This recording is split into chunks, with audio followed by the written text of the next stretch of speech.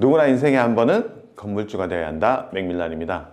최근에 제가 고시연계 일타 강사 해나경님과 함께 토지를 매수해서 신축을 진행하고 있잖아요. 입지에 대해서 얼마나 좋은지, 그리고 수익률이 얼마나 나서 예상 매매 차익이 뭐 5, 6억 된다, 이런 말씀까지 드렸는데, 그 다음에 가장 중요한 부분이 이제 자금 계획이라고 생각을 합니다. 신축도 저는 사업이라고 생각하고, 자금을 얼마나 잘 계획하는지에 따라서 사실은 사업의 성패가 좌우된다고 볼 수도 있고요. 나중에 되면 막 틀어질 수도 있는 부분이 있겠지만, 내가 사업을 시작하는 시점에 계획을 좀 구조적으로 세워놓으면 아무래도 성공할 확률이 높다고 생각을 해서, 그래서 오늘 해나경님 모시고 해나경님 사업 토지의 수익률 분석한 이후에 이제 그 사업 자원계획 부분에 대한 거를 질문하면 제가 답변 드리는 식으로 해서 한번 진행해 보도록 하겠습니다. 해나경님 모시도록 하겠습니다. 네. 안녕하세요. 안녕하세요. 반갑습니다.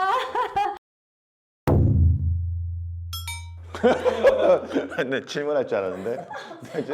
그래서 저 돈이 얼마 필요한가요? 네, 전체적인 사업 규모를 확정을 하고, 그리고 네. 확정하고 난 뒤에 이제 자금이 얼마나 필요한지에 대한 부분을 하기 전에 가장 중요한 거는 계획을 짜는 게 중요해요. 그래서 예상 일자를 이제 4월 달에 토지 계약을 하고, 4월 28일쯤에 이제 건축사에서 미팅해서 설계도를 확정해서 이제 진행을 하고 있고, 그리고 지금 저희가 한 5월, 6월 세 군데 시공사를 지금 투어를 하고 있는 상황이고요. 그 다음에 이제 토지 계약하고 난 뒤에 이제 중도금 지급하고, 저희가 지금 여기 중도금 지급까지는 다 끝났죠? 네, 맞습니다. 그리고 이제 지금 이제 중요한 과정이, 마포구 같은 경우에 이제 다중주택을 신축을 할 때는 건축 심의를 받아야 돼요. 그래서 심의 준비하는 부분에 대한 거 서류 준비하고 완료해서 허가도면이 한 7월 달 정도 완료되고, 이제 허가도면이 완료가 되면 저희가 이제 견적 요청서, 우리가 어떤 건물을 어떻게 만들고 싶다라는 부분에 대한 거를 만들어서 비교 견적을 받아서 이제 한 7월 달에 선정을 할 거고요.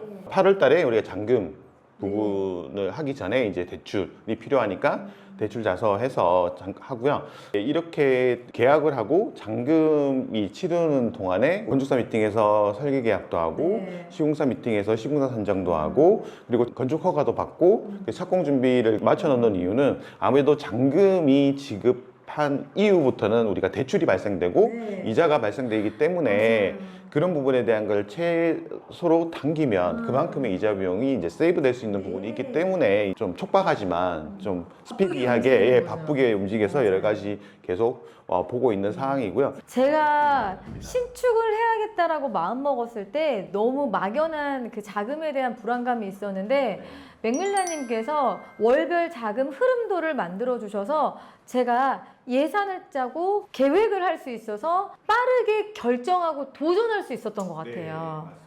이제 이거를 숫자로 보여드리는 이유는 뭐냐면, 신축을 진행하시는 분들이 이 프로젝트가 20억 프로젝트다, 뭐 30억 프로젝트다 하는데, 과연 내가 필요한 자금을 어느 시기에 언제 준비를 해야 되는지에 대한 게 되게 중요한 부분이 있어서, 자금을 미리 준비할 수 있는 어떤 계획을 세울 수 있는 부분에서 되게 유용하다라고 생각을 하고요. 이제 월별 비용을 산출하는 표를 만드는 법을 잠깐 말씀드리면, 이제 위에는 이제 뭐 시공사 계약이라든지 건축허가, 철거, 착공, 그리고 이제 1차 기성, 2차 기성, 3차 기성에서 이제 돈이 흘러가는 흐름에 대한 주요 내역을 적은 거고요. 근데 정말 모르시는 분들은 기성도 저게 뭐야 하실 수 있단 말이에요. 기성이 뭔가요? 기성이 뭐냐면, 임익이 율성해서 시공비 같은 경우는 선지급이 아니고 후지급 개념이에요. 완공돼서 이만큼 완성이 되면 그걸 확인하고 돈을 주고, 확인하고 주는 부분은 이제 기성 자금이라고 보시면 될 것 같습니다. 건물이 올라가는 거에 따라서 대출을 내가 받을 수 있는 거, 그거 기성.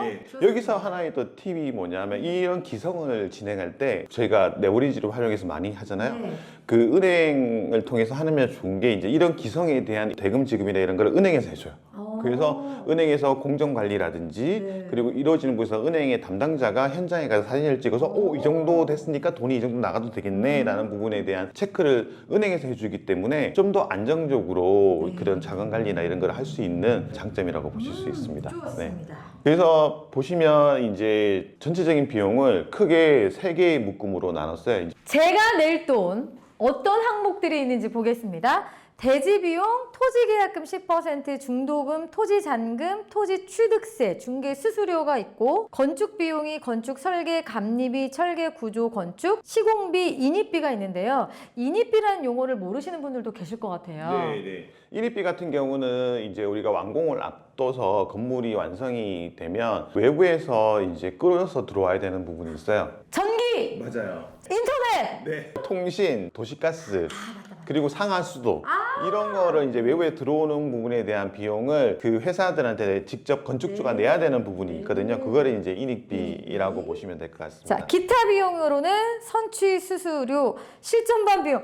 이거는 쌤한테 내는 비용이에요, 여러분. 근데 제가 보니까 진짜 정말 조금 받으셔서 좀 놀라긴 했어요. 자, 그래서 법무사비, 토지 대출 이자, 시공비 대출 이자, 보존 등기비. 제가 여기서 제일 중요한 게 제가 자금을 준비해야 되는 금액 안에 이자가 포함되어 있는 거, 이게 제일 포인트인 것 같네요. 그래서 이제 제가 계획을 세울 때 가장 중요한 거는 신축하는 전 과정에서 비용을 내가 지불을 해야 되는데 그게 빠진 게 없나라는 부분에 대한 거를 봤고요. 예를 들면 나중에 이제 우리가 토지를 취득했을 때 채권을 사는 부분에 대한 뭐 채권 매입 비용이나 이런 거는 빠져 있는데 그런 소소한 거 빼고는 거의 다 모든 비용을 다 망라해서 넣었고요. 그거를 이제 월별로 뿌려줘요. 그래서 이제 뭐 저희가 이제 이쪽에 보시면 이제 토지계약금이 이제 우리가 9억 8천 했으니까 9억 8천의 10%에 해당되는 9,800을 이제 4월 달에 냈고 우리 6월 달에 이제 중도금 3억을 이제 계약에 따라서 이제 넣었고 우리가 건축 설계 하는 부분에 대한 설계에 대한 계약금 1억 800만 원 정도에 대한 부분은 자기 자본으로 이제 준비를 해야 되는 부분이 있어서 저는 4월 달에 그 10%랑 설계비 1,000만 원 성금 내야 될 거를 가지고 있어야 되고 그렇죠. 2월 달에 이제 3억에 대한 중도금을 지불해야 되는 부분이 있고 이것도 이제 내 자금으로 준비해야 되니까 자기 자본 투입으로 3억을 넣은 그래서 거고요. 이건 빨간색으로 정리를 네. 해주셨네요. 그러니까 빨간색 같은 경우는 내가 준비해야 되는 금액. 그럼 제가 지금까지 이제 4억 800만 원이 지금 이제 나간 거예요, 이달까지. 8월 달에 우리가 이제 시공사 계약하고 잔금도 치르고 이제 건축 허가도 받아야 되는 부분이기 때문에 비용이 좀 많이 발생이 돼요. 그래서 토지 잔금으로 이제 5억 8,200, 취득록세에서 이제 저희가 3.3%에서 3,300만 원 정도 되고 이제 중개수수료 부분이 이제 0.7% 정도 수준이니까 이제 700만 원 정도 수준 되고요. 그리고 건축 설계했을 때 이제 건축 허가가 났을 때 일정에 따라서 이제 지불해야 되는 건축 설계비 있고요. 그리고 감리비 부분은 이제 어떤 거냐면 아까 철거 구조 건축 감리가 있는데 이제 우리가 본격적으로 건축을 하기 전에 철거를 먼저 해야 되잖아요. 철거에 필요한 감리 이거 있어야 돼요.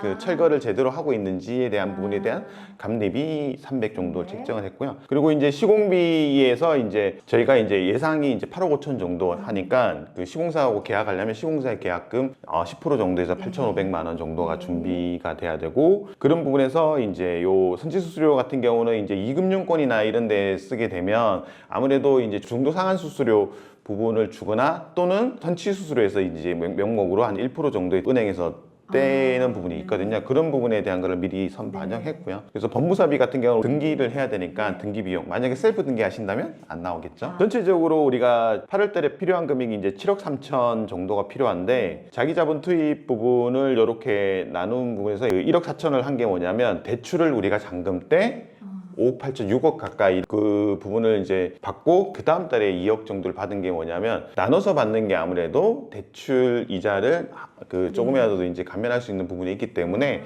그래서 6억하고 2억 그렇게 이자 있다. 때문에 따로 그런 실제로 한 번에 8억을 받을 수도 있고요. 이제 1억 4천 정도만 준비하고 그 다음에 이제 9월달 같은 경우는 이제 또 감리비가 발생이 되는데 이제 저희가 본격적인 착공을 하기 전에 건축감리를 또 지정을 해야 돼요. 건축감리의 착수금, 계약금 반 정도 하고요. 그리고 이제 또 500 잡은 게 뭐냐면 저희가 1층은 근생이고 2, 3, 4층은 주택이잖아요. 1층은 남연 구조라고 해서 이제 위에 보 있는 어떤 구조고 2층부터는 이제 벽식 구조예요. 그래서 이제 구조가 트랜스퍼가 된다고 해서 구조가 바뀌어 버리거든요. 그런 구조일 경우에 이제 구조감리를 또 선정을 해야 돼요. 이제 구조가 바뀌는 부분에 대한 어떤 변경점에 대한 부분에서 이제 감리 비용을 포함해서 하고요. 그래서 이제 착공에 대해서 이제 돈을 지급해서 총 8,300만 원 정도 필요한데 토지 대출이 이제 발생이 되니까 이제 세팅을 했고 이제 우리가 2억 정도를 받아놓은 걸 이제 은행에서 보유를 하고 있는 거죠. 네. 은행에서는 이제 일정적인 금액을 좀 보유하기를 원하거든요. 왜냐하면 이자 비용을 내거나 뭐 할 때 충당할 수 있도록 하기 위해서 이제 그렇게 진행을 하고요. 그래서 이제 기성에 따라서 이제 착공을 하고 나면 이제 뭐 한 2달이면 거의 골조가 완성되고 네. 뭐 내부 매부 마감해서 1차, 2차, 3차 이렇게 기성되면서 아, 이제 관련된 시공비랑 토지 대출 이자거든요. 이제 그런 부분을 충당해서 이제 이렇게 넘어 그렇죠. 예, 가다가 최종적으로 이제 저희가 완공이 이제 예상되는 시점이 내년 5월 달 정도가 사용 승인되는 시점이거든요. 그때 이제 기성 자금 넣고 크게 발생되는 게 보존 등기비예요. 네. 보존 등기비는 건물분의 공사비의 한 3.16% 정도 수준이니까 이제 한 3천만 원 정도 네.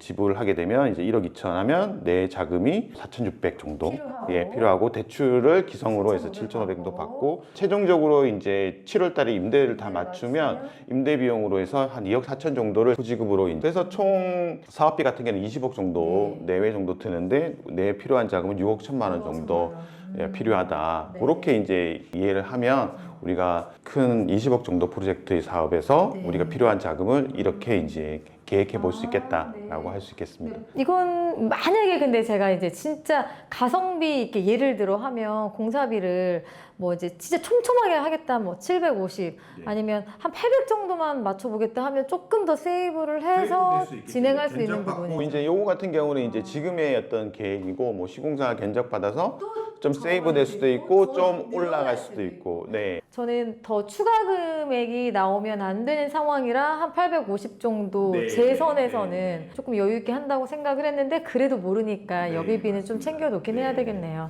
그래서 뭐 정말 안정적으로 간다 그러면 요 자금에서 한 10% 정도의 예비비를 한 준비한다면 6천만 원 왜냐하면 예기치 않게 발생되는 부분이 이제 기초 보강 비용이에요. 아, 토지 같은 경우는 철거를 해서 네.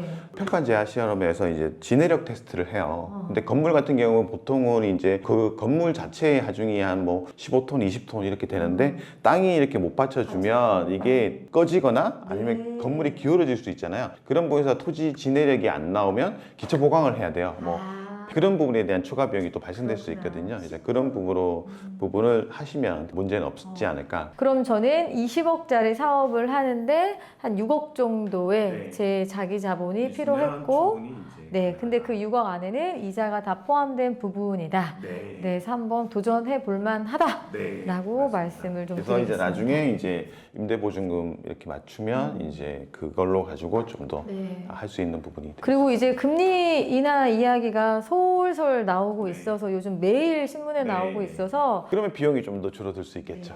그리고 나중에 임대료 수익이 더 올라갈 수도 있겠네요. 네. 더 볼 수도 있고 거기서 이제 수익성 분석에서 대출 이자를 한 4% 정도 내외 잡았는데 그게 이제 뭐 3% 안쪽으로 들어오면 내려가는 만큼 수익이 올라가는 어떤 형태가 될 수 있겠죠. 전체적으로 이런 작은 계획을 이렇게 만듦으로 인해서 1년에 정도 드는 신축의 사업의 프로젝트에서 어느 정도 자금이 이 정도에 필요하구나. 그래서 예비비 이 정도만 준비하면 크게 무리가 없겠네. 라고 이제 하시는 부분에 대해서 이제 좀 더 사업에 대한 자신감도 얻을 수 있고요. 좀 리스크를 좀 더 줄일 수 있는 방향이 될 수 있지 않을까 싶습니다. 자, 이래서 아는 게 힘이에요. 이 세상이 있는 줄 모르셨던 분은 건물주는 남의 이야기야, 내 거 아니야 라고 생각하셨을 거 아니에요. 네, 이 세계를 이제 안 이상 가만히 있을 수 없습니다. 다음은 이제 저희가 매수를 하고 난 뒤에 이제 설계에서 제일 중요한 외관. 건물의 외부 모습하고 설계에 대한 세부 내역에 대해서 좀 설명드리는 기회를 갖도록 하겠습니다. 오늘은 이제 해나경님 모시고 해나경님 현장에 대해서 작은 계획을 짠 부분에 대해서 이제 여러분들에게 공유를 드렸는데요. 그러니까 저 같은 경우에 이제 신축도 이제 사업이라고 생각하고 사업에서 가장 중요한 게 이제 현금 흐름을 관리하는 게 제일 중요하다고 생각을 하고요. 이런 부분을 한다 그러면 절반 이상은 좀 성공한다라고 보시면 될 것 같습니다. 앞으로도 해나경님을 다마고치 삼아서 신축 현장에 대한 진행을 자세하게 설명을 드릴 테니까요. 꼭 뭐 필요하죠? 뭐 필요하죠? 구독, 좋아요, 알림 함께 해주셨으면 부탁드립니다. 좋겠습니다. 내년 이맘때 우리 네. 건물 현장 투어, 룸 투어 하겠네요. 네, 개봉식 한번 하시죠. 네. 네. 고맙습니다. 네, 계속해서 고맙습니다. 사랑해주세요. 알아서 꺼지네. 네.